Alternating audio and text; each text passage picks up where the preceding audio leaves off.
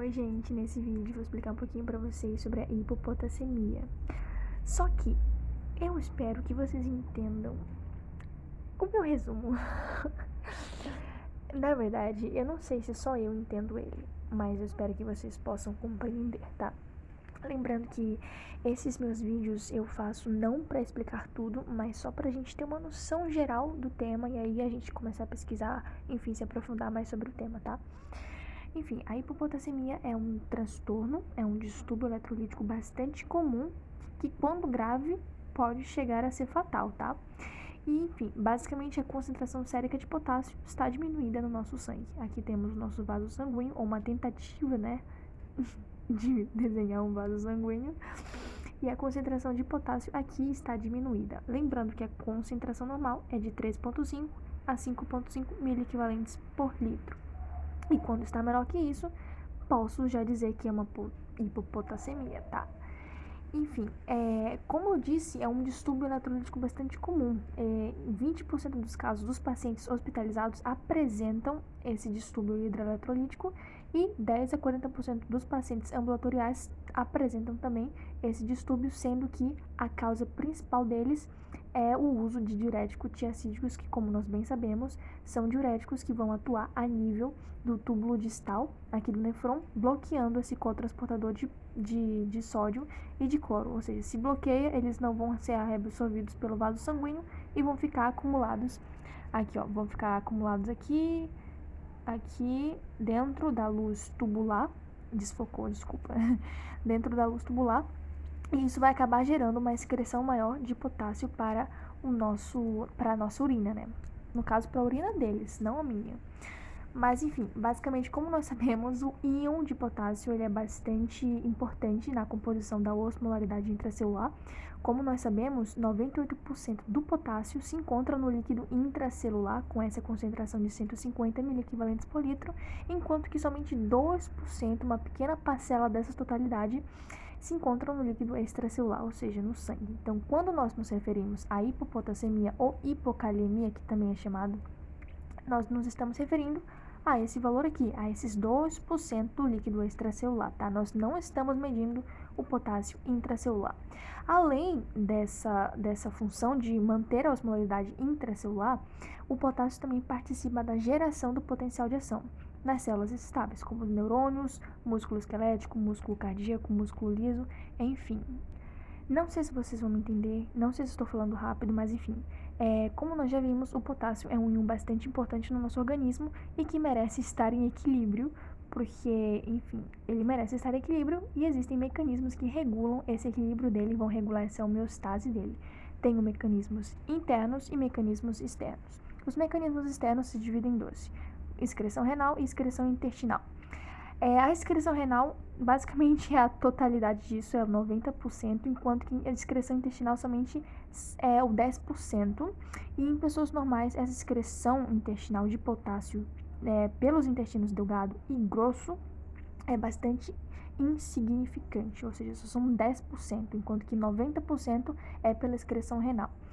E essa excreção, ela está regulada principalmente por fatores externos, como por exemplo a aldosterona, aporte de sódio tubular ou nefron distal, que nesse caso seria o diurético. O diurético, o que ele vai fazer é justamente acumular sódio e cloro nesse meio aqui, como eu expliquei para vocês bem aqui, eles ficam acumulados porque esse cotransportador está bloqueado.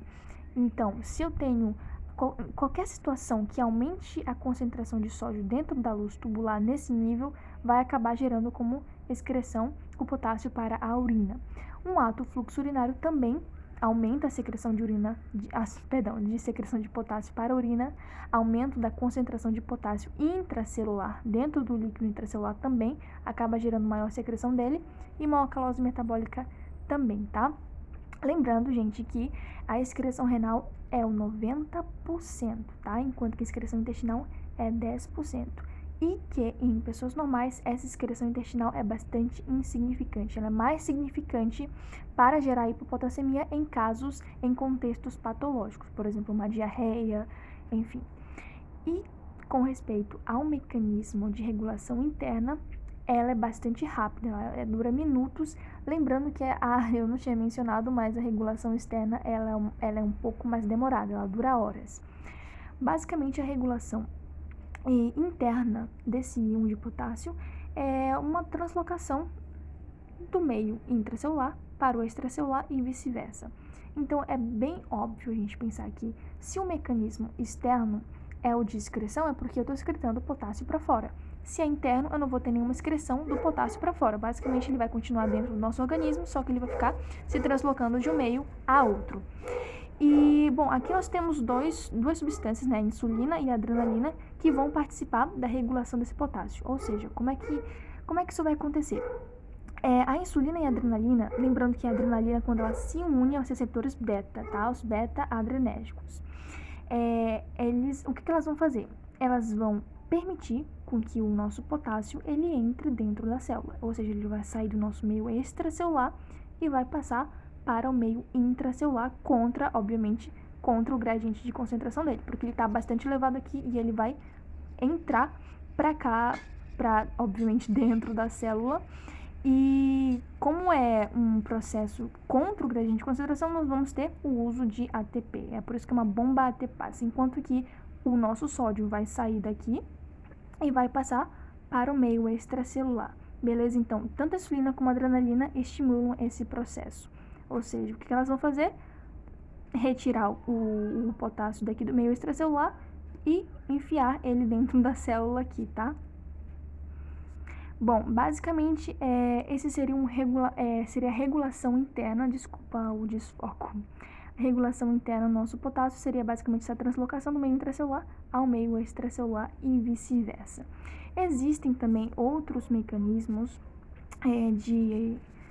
não direi mecanismos, existem alterações no equilíbrio ácido-básico que acabam regulando também a saída do potássio do meio intracelular ao meio extracelular e vice-versa, em um contexto, obviamente, patológico, porque uma pessoa que tem alcalose metabólica, uma pessoa que tem acidose metabólica, não estão normais. Então, nós temos que entender que o equilíbrio ácido-básico ele também acaba regulando e alterando a concentração de potássio de um meio a outro, tá? Basicamente, gente, desculpa, tem muito vento aqui. Mas, enfim, o que eu quero que vocês entendam é o seguinte. Uma pessoa que tem alcalose metabólica, ela tem um pH elevado, ou seja, um pH tipo 7, 6, enfim, um pH elevado, e a concentração de íons de hidrogênio fora da célula, ou seja, no sangue, está bastante diminuída. Ou seja, a pessoa tem alcalose, um pH elevado e íons de hidrogênio diminuído. Então, o que eu posso fazer para diminuir esse pH, tentar chegar a um pH neutro e diminuir essa alcalose? Aumentando a concentração de íons de hidrogênio. E então, eu tenho que tirar os íons de hidrogênio de dentro da célula e passar para cá, porque aqui está em falta. Então, eu pego esse íon de hidrogênio dentro da célula e transfiro ele para cá, para o meio extracelular, que é onde eu estou necessitando, mas alguma coisa tem que voltar para lá para dentro. Se eu estou tirando alguma coisa de lá, alguma coisa tem que entrar. E nesse caso, o que vai entrar é o potássio. Então, é por isso que em casos graves de alcalose metabólica, a pessoa acaba manifestando hipopotassemia, porque se eu estou tirando o hidrogênio de lá, o que vai entrando lá é o potássio, né? Então, a concentração extracelular do potássio aqui fora vai diminuir. Extracelular aqui fora. Desculpa a redundância, galera. E em casos de acidose metabólica, é totalmente o contrário. A pessoa está com um pH diminuído, um pH ácido, por exemplo, não sei, 4, 3, enfim. E a concentração de íons de hidrogênio delas está bastante aumentado. E basicamente o que acontece é totalmente o contrário. Eu tenho que transferir esses íons para dentro da célula. Se eu estou transferindo para dentro da célula, alguma coisa da célula tem que sair. E o que vai sair é o potássio. E é por isso que em casos de acidose metabólica, eu vou ter hiperpotassemia, porque o que vai estar saindo da célula vai ser o potássio. E isso acontece em casos de acidoses hiperclorêmicas, quando o anion gap está normal. Porque em casos de acidoses normoclorêmicas, quando o anion gap está elevado, isso não acontece. Por que não acontece? Porque o anion gap elevado, ele permite com que outros íons saiam da célula, não especificamente o potássio.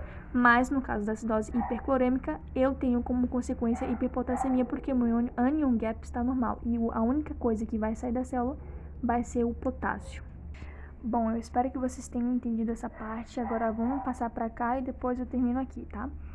Obviamente, eu vou perguntar pra pessoa, aqui tá focando, eu vou perguntar ao meu paciente, por meio da minha anamnese, algumas perguntas, alguns dados eu vou tentar obter dele para saber se a perda de potássio dele foi renal ou foi uma perda extra-renal. Extra-renal, lembrando que pode ser pela excreção intestinal, mas também pode ser por sudoração excessiva, tá? Lembrando que, como eu comentei a vocês anteriormente, em uma pessoa normal a excreção intestinal é quase insignificante. Ela só vai ser significativa em casos patológicos, quando a pessoa, por exemplo, tem uma diarreia, né? Uma diarreia intensa, sudorese intensa, enfim. E basicamente a perda renal, quando a pessoa tem uma hipopotassemia por perda renal, o que vai estar aumentado na urina dela vai ser justamente o potássio. Então, posso diferenciar laboratorialmente uma hipopotassemia por perda renal de uma perda extra-renal, vai ser justamente a concentração de potássio na urina que vai estar elevada, ou seja, ela vai estar maior que 20 miliequivalentes por litro em uma urina de 24 horas, beleza? Enquanto que a amostra de urina de uma pessoa que tem hipopotassemia, mas que não é por perda renal, o potássio dela não vai estar elevado na urina, beleza? Então, basicamente, seria isso. Agora, com respeito ao quadro clínico, a gente tem que entender que uma pessoa que tem hipopotassemia, ela não vai manifestar nenhum síntoma quando a hipopotassemia dela está leve. Lembrando que o normal é de 3,5 a 5,5. Então, por exemplo, se uma pessoa tem um valor de 3,2 ou 3,3, ela não vai ter simplesmente nenhum sintoma, mas ela tem hipopotassemia. Obviamente bastante ligeira, mas ela está com hipopotassemia.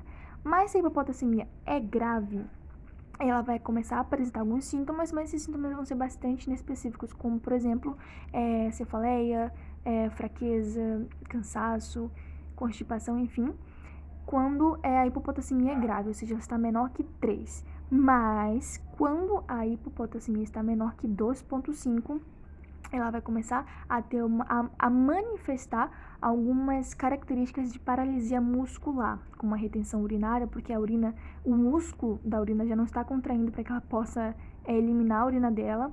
O músculo intestinal responsável pelo peristaltismo já não vai ser responsável, já não vai estar trabalhando bem, é por isso que vai acabar ocasionando uma paralisia intestinal, o ilho paralítico. E a mesma coisa acontece com os músculos da respiração, então isso vai acabar comprometendo a função respiratória dela. E é importante a gente saber que se uma pessoa tem hipopotassemia e tem algum comprometimento cardíaco, pode ser uma hipertrofia, por que eu tô falando rápido? Hipertrofia ventricular direita, enfim, ou uma cardiopatia isquêmica, enfim, qualquer coisa, ela tem grandes chances de apresentar, na verdade, arritmias se ela tem como tratamento a digoxina, principalmente a fibrilação ventricular, que pode chegar a ser fatal. Enfim, gente, basicamente é isso. Vejam o próximo vídeo, porque esse vídeo já tá com 13 minutos.